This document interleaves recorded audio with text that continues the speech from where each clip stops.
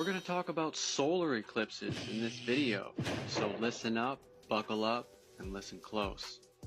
Okay, so now in geocentrism, the total solar eclipse is not caused by the moon going in front of the sun, but rather, according to Vedic Hindu cosmology, the moon is actually described as being farther away than the sun according to their zodiacal right ascension and declination. So therefore, what is actually happening at the time of the total solar eclipse is that the moon is going behind the sun according to their right ascension and declination, once again. Okay, so actually the dark lunar node point that's called Rahu is actually the fractal ecliptic interaction point that is like a phase transition point between the Earth and the black sun's rotational oscillation harmonics that is based on whatever position that the center vortex of the magnetic north position is given at any given moment in the 26,000 year precession of the Great Platonic Year.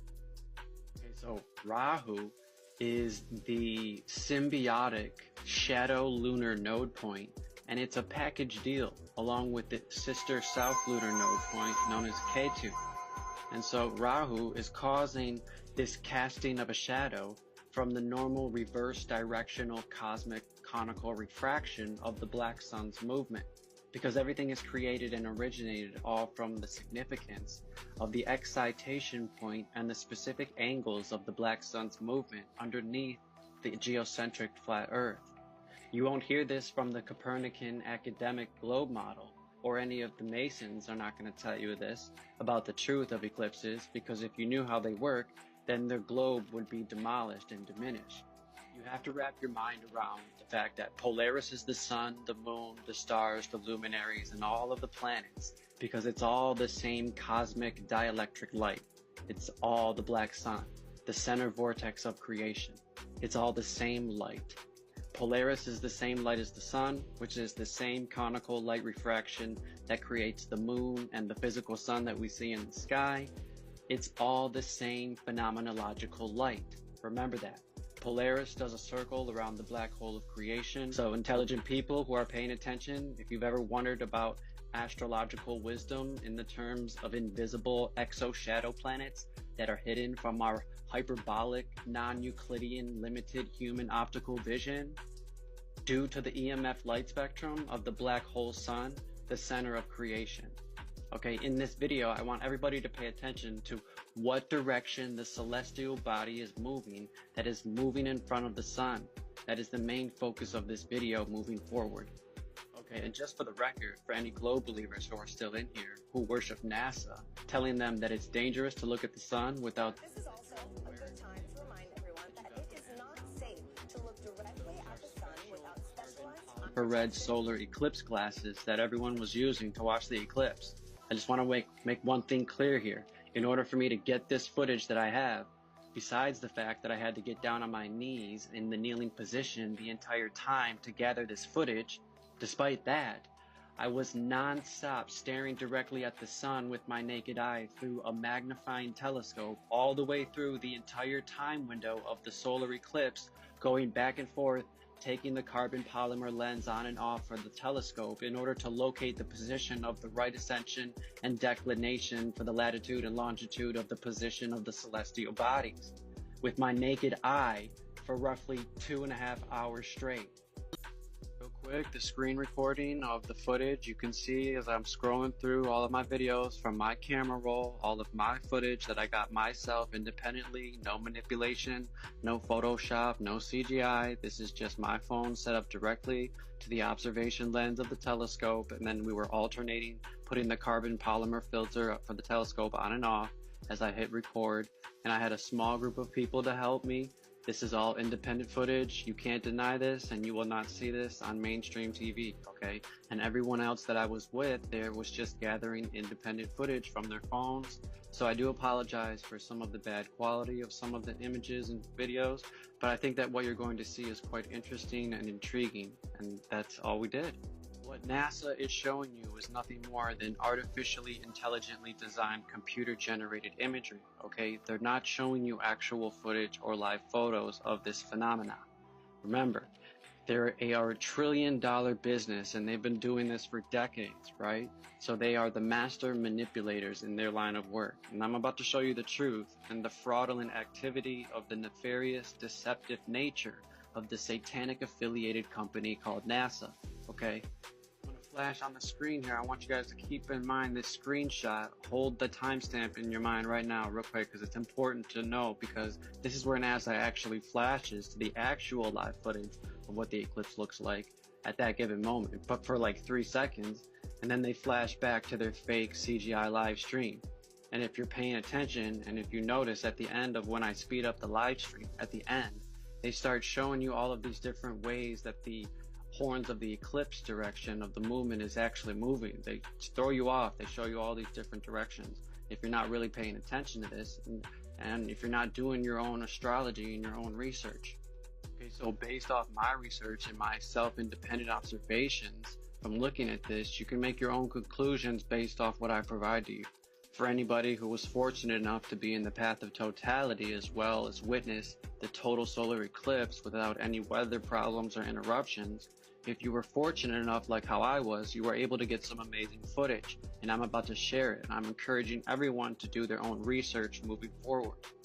This video, you're going to be seeing me playing the compressed live streams, and I'm going to speed them up, condense them down into a format where you can be the judge. And there's several movements going on the geocentric model during the solar eclipse. You have to remember that there's the flexing of the monthly cycle, you have the analemma, the yearly cycle, you've got the daily rotation and the rotation harmonics, okay? But we're not going to get too deep into that. That's another video. That's probably why people don't understand flat earth, though, is because there's all of these geocentric movements, these complex geocentric rotations. It's only for intelligent people, okay? Black hole center vortex is what's creating the tropical gap, the ecliptic plane, and that's what creates the equator lines that is central to the celestial tropical zone where Earth's energy is being created. It's creating all these celestial bodies in the toroidal hyperbola, the magnetic toroidal field.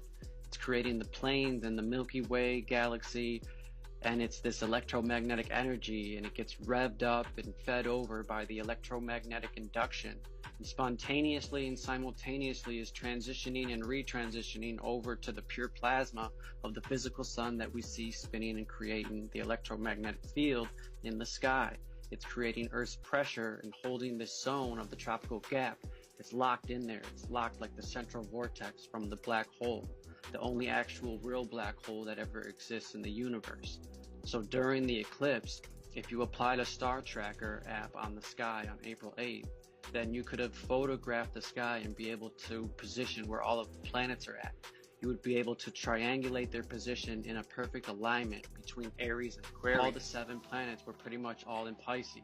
They were all on the very same zodiac sign. Actually, the shadow planet that is this luminous, transcendental, celestial body of light that exists on a frequency that we cannot visually perceive. The Hindus called this Rahu, also known as the Black Sun, the return of Rahu, the Black Sun. You see, the globe believers and the controlled opposition will call this the planet Nibiru, but that's actually a globular galactical narrative that's meant to derive and deceive you away from the actual truth of the creator and the center of creation. It's actually the black hole sun, the center vortex, the Ouroboros, which is the dragon with its tail in its mouth, which is the folklore depiction of the south and north lunar node that is connected to the relational harmonic oscillation of the black sun in perfect retrogression, right? The solar eclipse, the black sun, Rahu. Science of our sun is far from over, you guys, okay? Work on this is not over yet. Here is the real explanation for total solar eclipses on April 8th, 2024. They told everybody a lie. The lie was that the moon and the sun are going to line up and make this celestial shadow on the earth, and the heliosexuals claimed the idea that the sun, the earth, and the moon are spheres, and they perfectly align up like 3 billiard balls in a row to where the 3 bodies must be aligned in a straight 180-degree scissor G, okay? And through my own independent personal astrological observation, I am claiming otherwise. You don't want to miss this. Stick around to the end of the video. Please like and share. Reinforce the dynamics of nature and the reality of where you live. We're going to watch a video of the path of the sun and moon, and I'm going to be stitching in a video of the Stellarium software.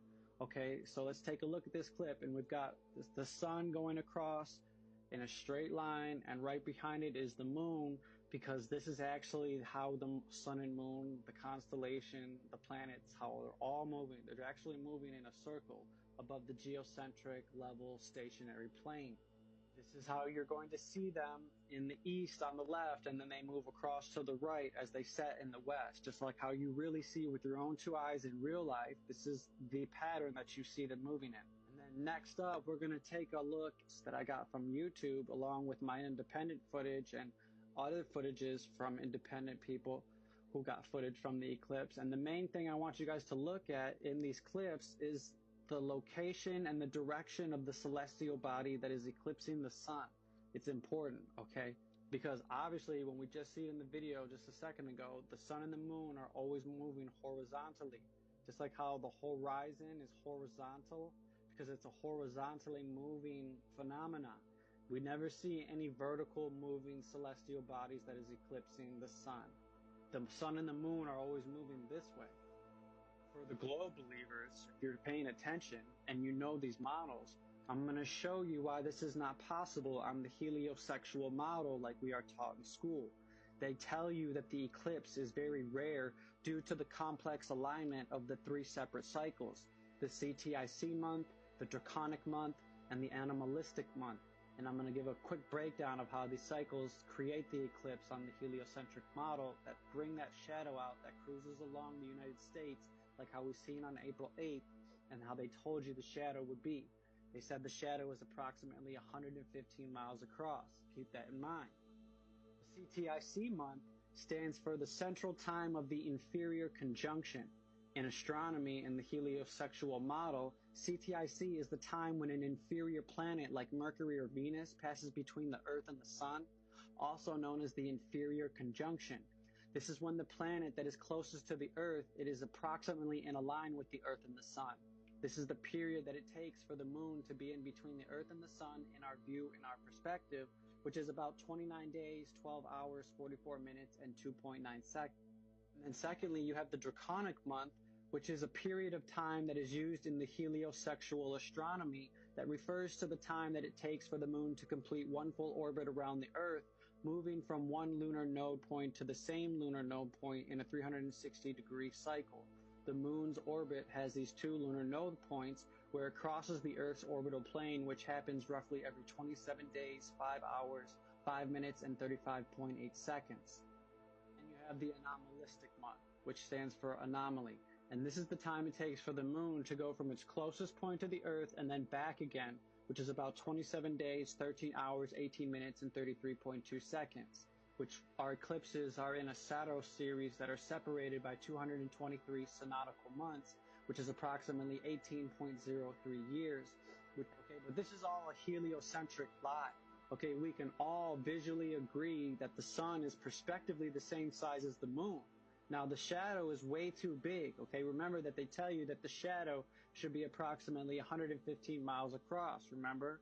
It's covering the whole United States, all of Mexico, half of Canada, right? The shadow should only be about 100 miles wide, as to how they showed you on those projections leading up to the eclipse. Now, they're saying that the sun is way bigger than the moon, and that it's making an umbra penumbra, so it casts a tiny shadow on the Earth, right? In order to have an umbra and penumbra, respectively, the sun would have to be bigger than the moon. Well, if the sun was bigger than the moon, you wouldn't have that total eclipse. That means that the umbra penumbra is not possible, and they're obviously incorrect about the size of the moon. And I know that some of you are going to say that even though the light's bigger because it's farther away, it's prospectively smaller, but yet it can't shine around the corner because it's prospectively smaller. It is smaller, and the sun and the moon are the same size. That means that the shadow on the Earth would be too big. So the moon, as stated by the heliocentric globe model that all of you are defending and egomaniacally protecting, is incorrect. Makes perfect sense when you do your own astrology. So what we've got here is the sun and the moon. If you look at this chart here, the sun and the moon are conjunct at 28 degrees. And then you see Rahu at 23 degrees. Pay attention to this. Okay, this is what Rahu and Ketu look like.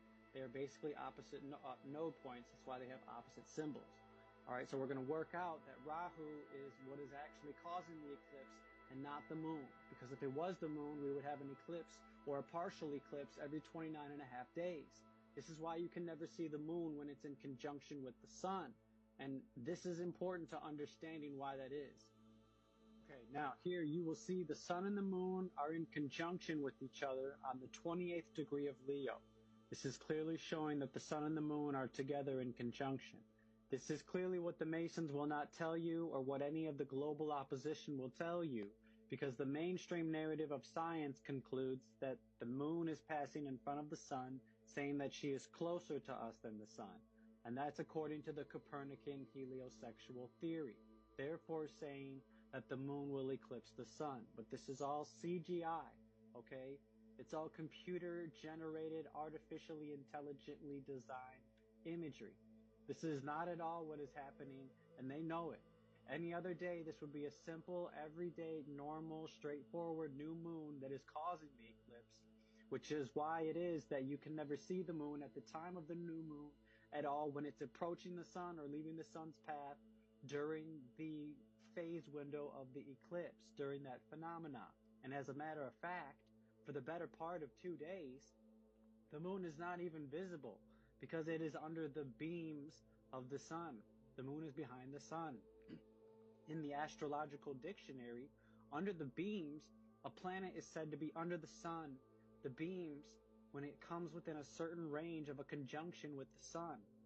When a planet is under the beams, its light is completely overwhelmed and obscured as a result of its close proximity to the sun.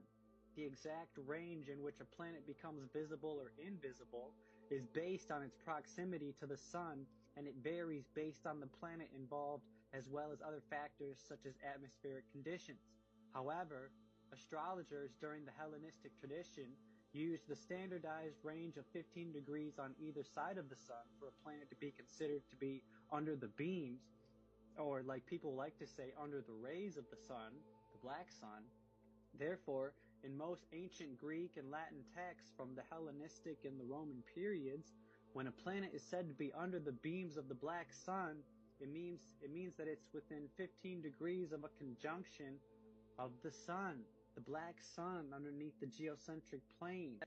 It's coming underneath that projection of the cosmic dielectric light.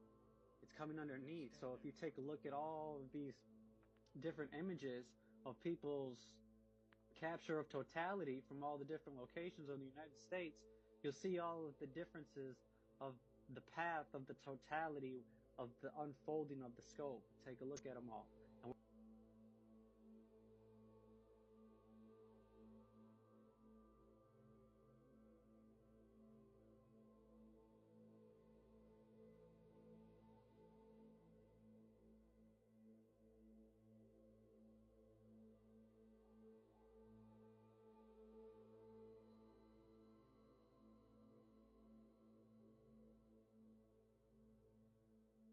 Because it's important that we look at combustion going further.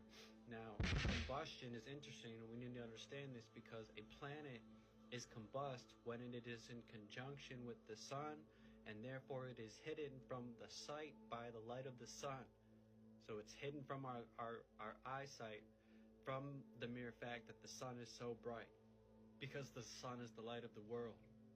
Traditionally, this is a serious debility, and it implies that the planet is weakened or restricted in power. However, if a planet is within 17 minutes of an arc of the sun, it is called what is the term cazimi, in the heart of the sun, in the cazimi of the sun. That means that they are virtually and literally exactly on the same degree, that they have to be within the 17 minutes of arc to be within that cazimi phase, at 17 minutes. And so it's very blessed, and it's a very sacred moment for people to actually be born in that 17-minute period of the sun, because we are all born basically is a cosmic screenshot, a slice of the ecliptic of the zodiacs, which is what determines our personality at birth. Now, in his introduction, William Lilly stated that combustion is more debilitating because it's within 8.5 degrees. And so what that means is that it's actually behind the sun. The 8 degrees is combust, so that's different. That means that they are directly behind the sun because the 8 and the 8 gives you 16, which is half of the sun, which is definitely, well, and most definitely, absolutely, truly, the moon is behind the sun. The moon is behind the sun, and it implies that the planet is weakened or restricted in its power, so the light cannot be illuminated or be numinous in all of its glory. William Lilly stated that the combust planet should be in some sign as the sun, as within 8 degrees and 30 minutes beyond the distance, but within 17 degrees of the sun, the planet is said to be under the sun's beams. This condition is debilitating, not as severe as combustion. So what is a node? So what are the nodes? Here it is. Here's your proof that the moon goes behind the sun. Okay, here are the node points. Okay, they're called Rahu and Ketu. Okay, here we go. Ketu, south lunar node. Rahu, north lunar node, right? Okay, these are the two fulcrum nodule lunar node points. Now, one is ascending and one is descending, right? Because the moon has to go up about 5 degrees higher than the sun's ecliptic. You see the sun's ecliptic plane right there, and then you have the moon's, which goes up and around, and then it comes over here, right? Okay, so the moon goes a little bit higher, then it comes down below the sun, right? Okay, because the solar path is the sun's ecliptic, and the lunar path is the moon's ecliptic. Okay, the sun's path, the solar path is the main ecliptic. That's the zodiacal ecliptic. Okay, but then they intersect at these fulcrum points, at Ratu and Ketu, and those points are always retrogressing at all times. That the black sun is always rotating at any given time. These are called the node points, okay? And so, since the black sun is bursting its electromagnetic cosmic translucent energy out through the magnetic north, while this cosmic dance is happening underneath the flat earth, sometimes those lunar node points come in between the refractional conical reflection point from the black sun that is shooting outward, and it crosses the path. And that's why we see that vertical upwardness movement of the black sun Rahu during these eclipse times.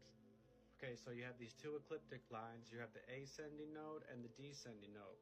So the moon has to go up around here and then come all back around, and then she goes behind the sun here, because you see the path of the sun, the solar path, the solar trajectory of the ecliptic right there. Okay, now as I said before, paying attention, the black sun, the node points, are always retrogressing, so they're always rotating counterclockwise. So this axis here of the nodes is constantly going in this backwards direction, the backwards counterclockwise retrogressing motion all the time. And it takes about 18.5 years for Rahu to go from his starting point in Leo and then continuously retrogress for 18 years to come back to the same initial point again, right where it started, okay? So if Rahu is right here and Ketu is right here, and this black sun node point, this dragon, is circling, retrogressing counterclockwise all times, that means it's going to take 18 years for Rahu to get from here, go all the way around, and then come back to here again, 18 and a half years. Okay, and so during this phenomena, if you go out and you watch the eclipse like how I did, and you don't buy in to the drug of the television and the propaganda that NASA likes to feed you, because they want you to believe in the globe, and so they will always show you this CGI, which is why it's important to go out and do your own astrological observations, which is like how I did and how I show the footage. And I'm going to show the time lapse again of all of the different locations in the United States, and you're going to see all of the different ways how the black sun is moving. It's almost like you can almost see it's curving upwards when you look at them. Some of them are going like this, some of them are going like this, some of them are coming straight up, and I'm in Detroit, so when you see the one that comes from Detroit, that's how my footage is. My footage looks exactly like the way that it does, okay?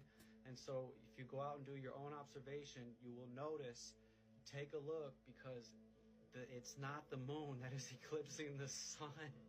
I'm trying to tell you guys. Actually predict these eclipses, but it's from the geocentric model, and it's from knowing these lunar movements, these nodule lunar movements, is how the royal elites are able to predict when these eclipses are going to happen, and why they're able to prepare and set up all of their equipment and technology to be able to manipulate the actual movement of the celestial body that's eclipsing the sun to make it look like it's the actual moon. From CGI, artificially intelligently designed technology. Now, the Jesuits, who control all astronomical mainstream knowledge, know very well that this black sun is broken up into 7 pieces, or 7 disks, and they are scattered around the North Node, and they also know that when one of these 7 disks passes in front of the sun, it eclipses the sun, while the moon passes behind the sun at the time of the new moon. The solar eclipse can only happen when the new moon occurs in conjunction with the North Node. It cannot happen anywhere else along the ecliptic, whereas the lunar eclipse will happen when the full moon occurs near the South Node. Okay, so Rahu and Ketu are exclusively separate from the black sun. It's just like how we've been learning about the magnetic field. It's all one thing, but it's separate things. It's all one energy, but it separates into these 7 disks. Okay, so now the true North Node represents goals that must be achieved during life, according to karmic traditions. Okay, the North Node was referred to as the dragon's head, or the head of the dragon. Okay, it's usually considered a beneficial part of this energy, whereas there's an opposite part of the energy, and that would be the South Node. Okay, so these lunar node points are like these fulcrum, interval, nodule, intersection points that when they interact with the other planetary bodies and energies that they give off. Okay, so you can't really think of these as planets down below. What they refer to them in Wikipedia as shadow planets, okay? So these are like intersection points for the moon on the ecliptic, which is the path made by the sun in its orbit, as we see from Earth. And so the axis of the lunar nodule points are always retrogressing.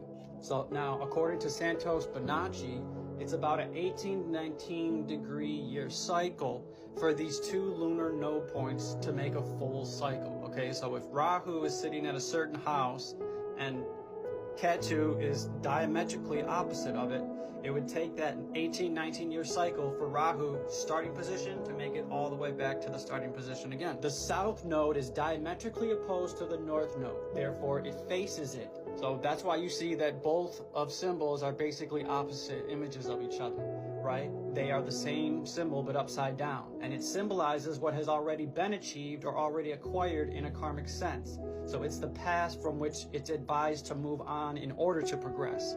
So where Rahu kind of was exhibiting planetary attributes like Jupiter, the South Node is more negative and it has more of a Saturnian nature, and so the experience is related to suffering. In Indian astrology, Rahu is the eternal enemy of the sun and the moon, and he is the 3rd celestial body that eclipses them. He catches them by surprise and only comes out when the moon is full. Rahu is always depicted as a dark circle or eating a circle. And Wikipedia says in the Hindu tradition, Rahu is several head of an asura. And then Rahu swallows the sun, causing the eclipses. Rahu is depicted in art as a serpent with no body riding on a chariot drawn by 8 black horses. Rahu is one of the Navagrahas, one of the 9 planets in Vedic astrology, and is paired with Ketu. You guys can Google Rahu and Ketu, and it literally says they're the reason for eclipses. Wikipedia. So astronomically, Rahu and Ketu denote the points of intersection of the paths of the sun and the moon. So according to Vedic astrology, the fact of the matter is that eclipses can only occur when the sun and the moon are at one of these nodule intersection points, and it gives rise to the myth of the swallowing of the sun and the moon by the demon snake. According to the legend, during the Samudra, the Asura, Rahu, drank some of the divine nectar called Amrita. The sun and the moon realized that and alerted Mohini, which is the female avatar of Vishnu, Brahma, Vishnu, Shiva. Mohini cut off the Asura's head before the nectar could pass through his throat. The head, however, remained immortal due to the effect of the Amrita and became Rahu. It is believed that this immortal head from time to time swallows the sun, causing eclipses. Then the sun passes through the opening at the neck, ending the eclipse. The body also turned into Ketu due to a boon, and it in turn swallows the moon in a timely basis to cause the lunar eclipses. Various names are assigned to Rahu in Vedic texts, including the chief, the advisor of the demons, the minister of the demons, the ever angry, the tormentor, the bitter enemy of the luminaries, the lord of illusions, the one who frightens the sun, and the one who makes the moon lustless. Also, Rahu appears in the Buddhist Thai culture as well, called Pra-Rahu in Thailand, and mentioned explicitly in a pair of scriptures from the Samyutta Nikaya of the Pali Canon. And in the Kadima Sutta and in the Surya Sutta, Rahu attacks Chandra, the moon deity, and Surya, the sun deity, before being compelled to release them by their recitation of a brief stanza, conveying their reverence for the Buddha. The Buddha responds by enjoining Rahu to release them, in which Rahu does rather than have this head split into 7 pieces. The verses recited by the 2 celestial deities and the Buddha have since been incorporated into Buddhist liturgy as protective verses recited by monks as prayers of protection. He once was a pure, proud Asura, a demigod of immense power and hunger, seeking immortality, for demigods are but another realm in the wheel of samsara. Rahu drank the divine nectar, known as Amrita. Before the drought could pass his throat, however, all-powerful Vishnu decapitated him for his transgression. The power of the nectar made his disembodied head immortal, and so this cleaved and fallen god continually seeks his revenge on the 2 planetary deities who ratted him out to big Vishnu, the sun and the moon. As such ravenous, Rahu regularly ascends into the sky and attempts to swallow the sun and the moon, but since he is disembodied, he fails back out again and falls back out again, an escape route, if you will. In Vietnam, people believed that a giant frog was devouring the sun, while Viking cultures blamed wolves for eating the sun and causing the solar eclipse. In ancient China, a celestial dragon was thought to lunch on the sun, causing a solar eclipse. In fact, the Chinese word for an eclipse, shi means to eat, and accordingly to ancient Hindu mythology, the deity Rahu was beheaded by the gods for capturing and drinking ambrosia. Rahu's head flies off in the sky and swallows the sun, causing an eclipse. Okay, an indigenous group of people who live in the northwestern United States who tell a story of a bear who started a fight with the sun and took a bite of the sun. And the name for a solar eclipse is sun got bit by a bear. After taking a bite of the sun and resolving their conflict, the bear, as the story goes on, went on to meet the moon and took a bite out of the moon as well, causing a lunar eclipse. This story may have been their way of explaining why a solar eclipse happens about a fortnight before or after a lunar eclipse. According to other folklore mythologies, the sun goddess Malina walked away after a fight with the moon god, Aninagan. A solar eclipse happened when Aninagan managed to catch up with his sister, and the Batmaliba, who live in the Benin and Togo, used a solar eclipse as a teaching moment. According to their legends, an eclipse of the sun meant that the sun and the moon were fighting, and that the only way to stop them from hurting each other was for people on Earth to resolve all of their conflicts with each other.